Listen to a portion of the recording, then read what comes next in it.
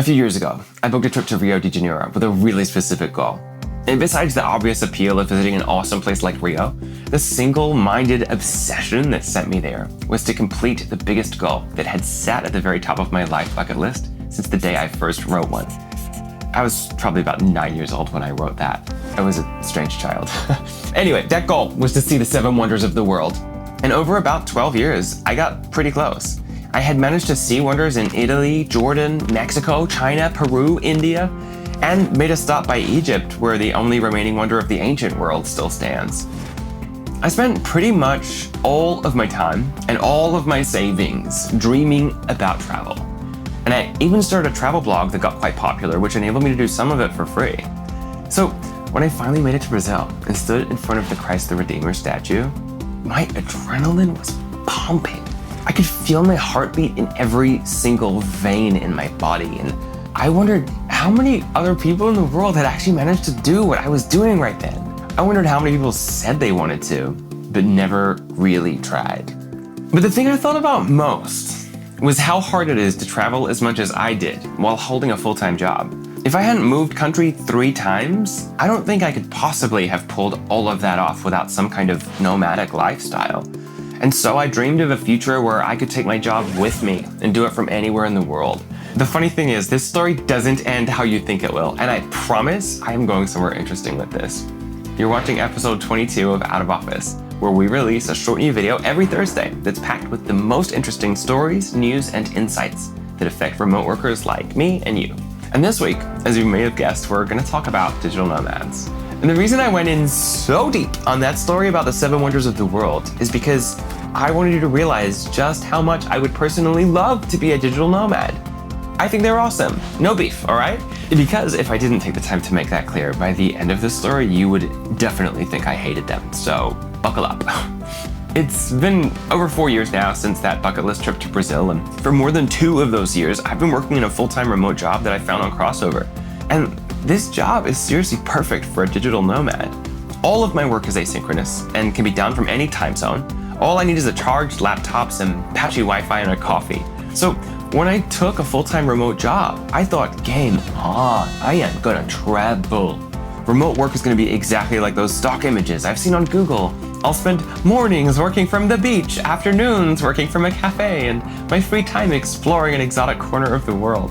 I realized pretty quickly that this idea was unrealistic to the point of silly, and that's because my job is no less taxing than working in an office. I focus really hard all day because I'm proud of my work, and by the time I log off, I'm pooped. I can't even imagine doing my job from a beach.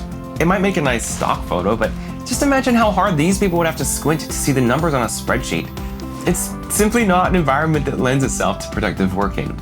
Now, I've come to the realization that this stereotype of remote workers being people who work from beaches is not harmless fun. It's actively harmful. I genuinely believe that digital nomad culture is the worst thing standing in the way of remote work becoming the default setting for most jobs. And that is not because of digital nomads themselves. As I said before, I'm a kindred spirit and a big fan of them. It's just about the conflation of words. Somehow, remote worker and digital nomad started getting used interchangeably, even though they have different meanings. And one of those things is a much larger group than the other.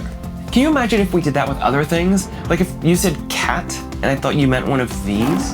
I might pass a law banning cats from being kept as household pets. And when you think about it, that's kind of exactly what's happened with remote work. All those CEOs who deny the evidence that remote work can actually be more productive than office work, that's because when they hear remote work, the search engine in their brain starts whirring and it returns results like this. And that's why so many of them are convinced remote work must be bad for their business, when the opposite has been proven true by every major study. This hit me like a lightning bolt the other day, and now I see signs everywhere that people think all remote workers are digital nomads.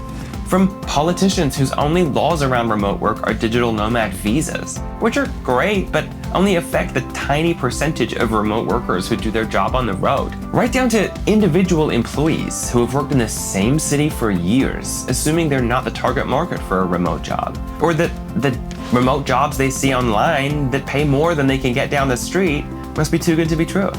The reality is though, a remote job is really not that different from any other job.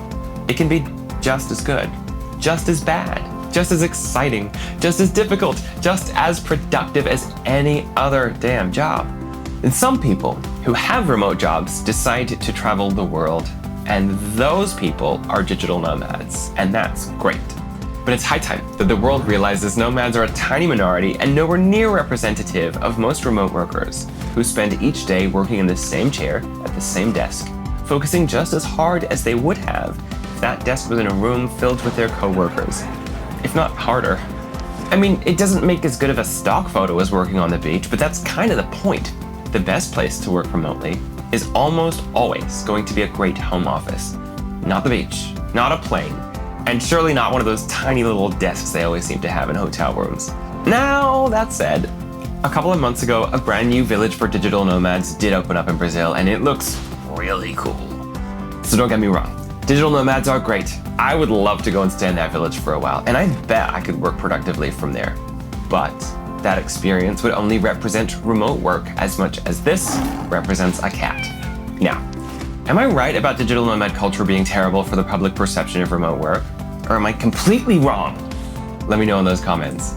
I'm Andrew Allen, and the future of work is out of office.